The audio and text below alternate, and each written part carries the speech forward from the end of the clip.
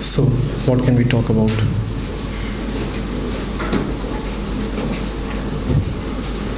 Yes. Yes, please. So what should I do to control my anger? I get angry very fast. I'm short-tempered.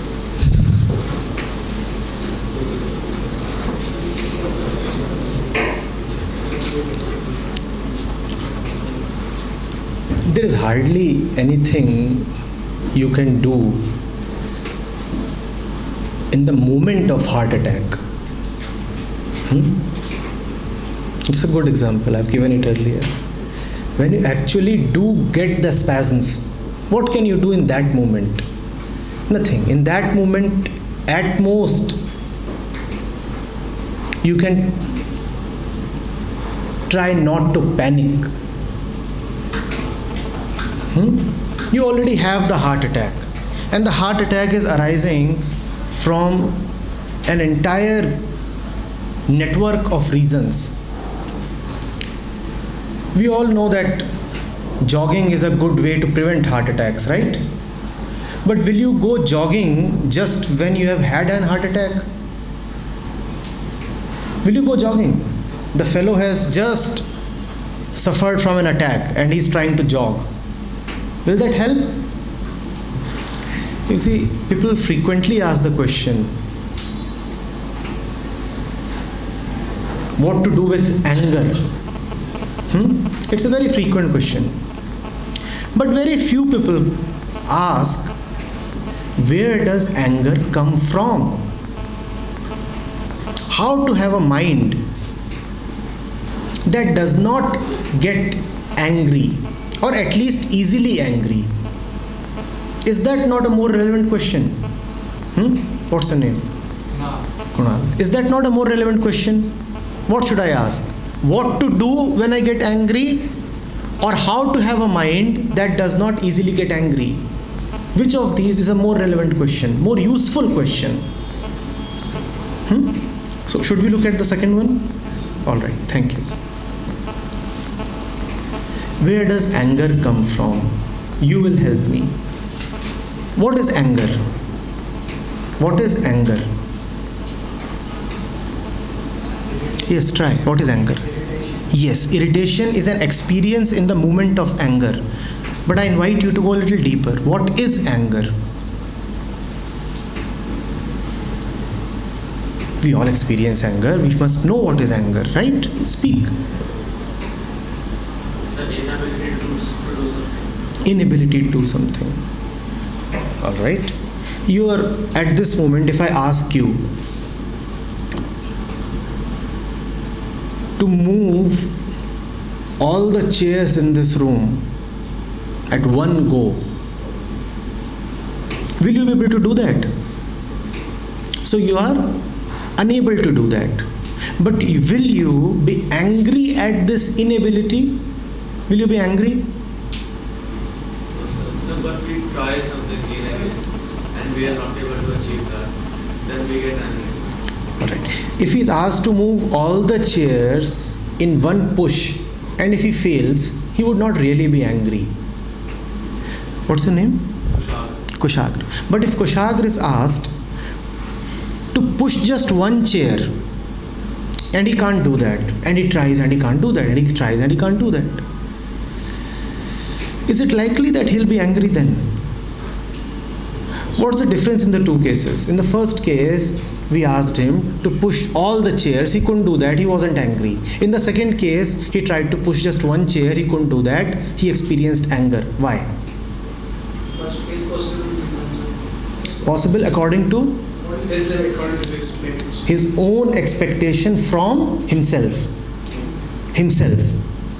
Are we reaching somewhere? So how does anger arise?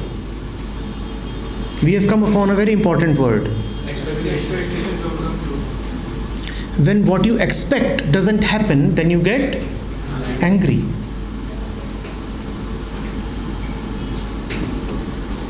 We always have expectations, don't we? Yeah? Yes, sir. A friend comes to you and you are asking for help. He doesn't help you. A stranger comes to you and you're asking for help. He doesn't help you. When are you likely to get angry? When are you likely to get angry?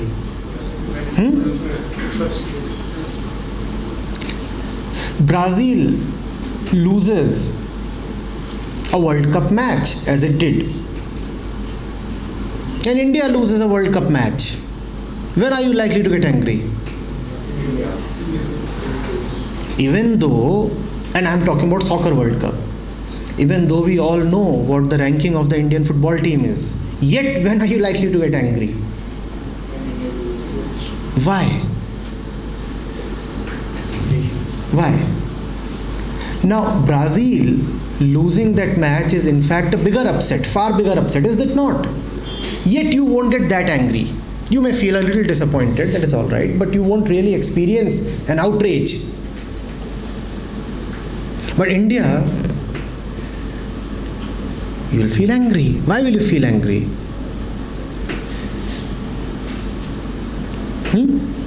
We already have the word expectation.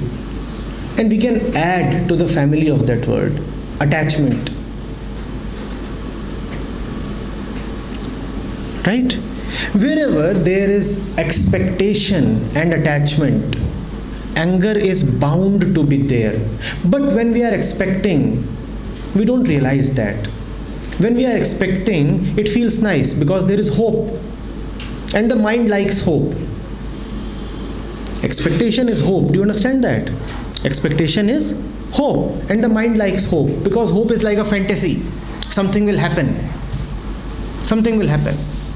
You can assume all kinds of nice things, imagine them, and have the pleasure of the imagination.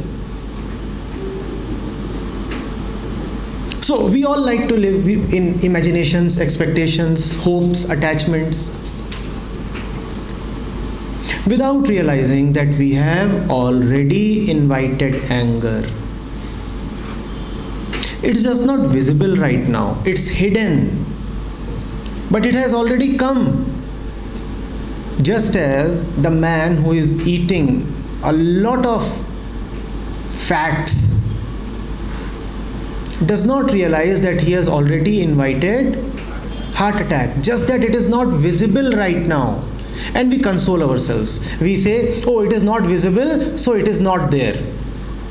You know, that is the argument of the ostrich. What does the ostrich do when faced with danger? It buries its head in the ground. And it thinks that because I cannot see danger, so the danger is not there.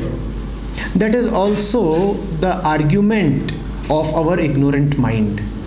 It says, oh, let me eat more and more cheese, more and more saturated fats. The heart attack is yet not there. And because I am not experiencing the attack, so it's all right. When anger comes, and when the results of anger come, we all feel frustrated. But we don't feel frustrated at the time of setting expectations. At that moment, we don't realize that we are making ourselves vulnerable to anger, disappointment, misery. Expectations look so nice. We say expectations are the juice of life. Without expectations, how can there be anything? In fact, we have been given all these nice idioms. A friend in need is a friend indeed. Now, if a child is told all these things, a friend in need is a friend indeed, what will the child do? The child will say, all right, now I have a need, so I must go to my friend, because only a friend in need is a friend.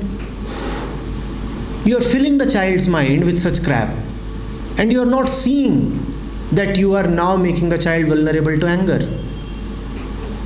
Is your friend obliged to help you and help you in exactly the same way as you want to be helped? Help comes in various forms. Real help may not look like help. Real help may actually look like enmity. But you have expectations.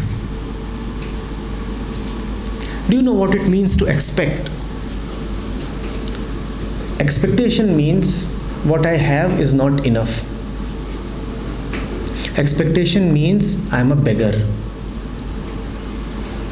What does a beggar do? It keeps expecting all the time, does it not? I got nothing from this door, maybe the next door will give me something. I got nothing from this man, maybe the next one will give me something. That is expectation. I don't have enough. That is the only statement that expectation repeats again and again. I don't have enough, I don't have enough, I want more. Can somebody please give me more? And there are systems and forces around us that keep telling us that it is all right to ask for more and more. They tell us that life has to be lived king size, and you can live king size only by demanding more and more. What they don't know, and hence they can't tell you, is that you don't need to expect more and more. The real king is the one who already has everything he needs. The one who keeps asking for more and more is not the king. The one who keeps expecting more and more is not the king. He is just an angry and frustrated beggar. You already have all that you need, and then you don't need to expect. Then you say, I win, it is all right. I lose, it is still all right. I don't need to expect the outcome. I'm not bothered with results. I'm not going to be bothered with what happens tomorrow. I'm not going to have hopes or projections. Let the day come. Let the event come. Whatever may happen, that may happen, but I'm strong enough to live in any kind of result. I'm strong enough to tolerate any kind of happening. I don't need to expect. Expectation means that there are two possible outcomes, A and B. If A happens, I'll be all right. If B happens, then I'll feel miserable. The strong one says, whether it is A or B, my health is not going to be affected. I'll still be all right. Just like a billionaire. The billionaire who's betting rupees 10. He gets rupees 10. He has no reason to celebrate. He loses rupees 10. He has no reason to mourn. But for that, you have to first live in the constant feeling that I am a billionaire and I cannot get or lose more than rupees 10. So results don't matter. I don't need to expect. And when you don't need to expect, there is no question of anger. Expectation means I am dependent on somebody else. I am a beggar. I am dependent on somebody else. How many of you want to remain dependent? Seriously. And how many of you want to live free? Everybody. Freedom is freedom from expectations. You are always asking somebody else to fulfill your expectations. Is the universe obliged to fulfill your expectations? Did you expect to be born? Everything that is important is happening without your expectation, sometimes in spite of your expectation. There is nobody here who has the responsibility to keep meeting your expectations. And the nice part is, you don't have a need for your expectations to be met, because all that is central and important is already there with you. You don't need to feel inferior. Only the inferior man expects, and when his expectations are not met, then he is angry. Next time when you experience anger, ask yourself, am I so much of a beggar? Am I really so poor? Do I really need to feel inferior? Otherwise, why should I be angry? I'm all right. Yes, he didn't behave properly. But that doesn't reduce anything from my being. So why should I be angry? Are you getting it? He behaved improperly because there is something wrong in his system. Why should I take that as a verdict upon my being? I'm all right. Am I not all right? I didn't get that job. Fine. Something else is in store for me. And if I really deserved that job, if I really deserved that job, and I was not offered that job, then who is losing more? Me or that company? I'm asking you. If you really deserve a job, and the company doesn't offer you that job, then who is losing? Try to see. But if you don't deserve a job, then you will be a beggar, and then you will expect a lot, and then you will have a real reason to cry. Oh my God, I was just about to hit the jackpot. I was about to get something without deserving it, and I didn't get it. Now you can cry. But I don't think that you are undeserving people. Are you undeserving people? And if you are deserving people, why do you need to cry when you don't land a job? Why do you need to be angry that somebody else backed that offer? You need to be angry. Your girlfriend ditches you. No, if you're really a man, then you will know who has lost out. Who has lost out? She has lost out, so why should you cry? But you keep crying. And crying only proves that you didn't deserve her. So that's why you are crying so much. My God, just by luck, I had got something that I didn't deserve, and now I have lost it. If you are really a man that deserves the best that there can be, then let her go.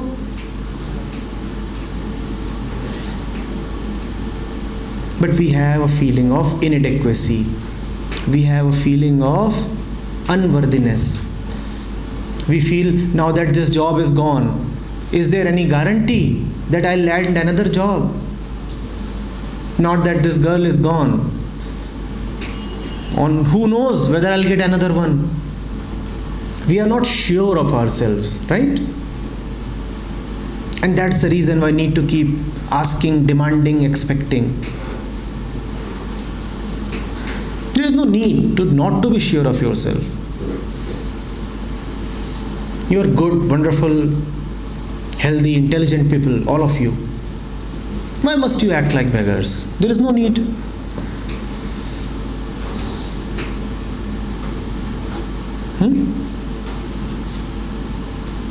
All right?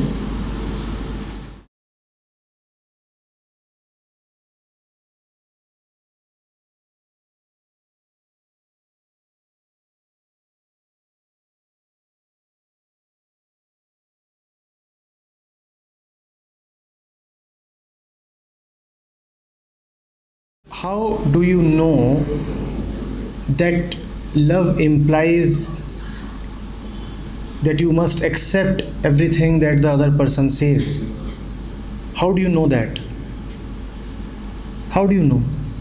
When you were a kid, then you might have been taken for vaccination to a doctor. And the doctor would have tried to give you a shot, an injection. Vaccination against many kinds of diseases. No kid likes that. Right? But the doctor goes on. It's a kind of penetration of your body. A weapon is entering your arm. Right? No kid likes that. And yet it is done. Is it done with the consent of the kid? If you agree to what the kid says, then no kid in the world is ever going to be vaccinated. So who told you that love means that you have to agree to everything that the other person says? Love implies doing what is right, not what is agreeable. And there is a great difference between these two: doing what must be done in clear realization versus doing what the other person agrees to. What will the other person agree to? He will only agree to things that reinforce his conditioning, his or her conditioning. So that's why I asked you, what is the difference between the first and second case? Actually, there is no difference. In both the cases, he is just conditioned. And love comes with unconditional. Yes, of course. You see, if you are in a relationship, and you feel that you don't really deserve that relationship, then you will find yourself always compromising. You will feel that just by chance, random luck, you have received something big that you didn't deserve, and to keep it, you need to constantly compromise. And then you will do what you just said: agree to everything that your partner wants you to agree. Why should you otherwise agree to everything? Are you a slave? Is it a master-slave relationship or a lover's relationship? But yes, usually what you call as a loving relationship is a master-slave relationship, because the parties, either both parties or one of the parties, are in continuous expectation. And when you want so much from the other, then you have to compromise. It's a trade, right? You want so much, you have to give something. That is not love. Obviously, that is not love. In both the cases, it is just a compromise.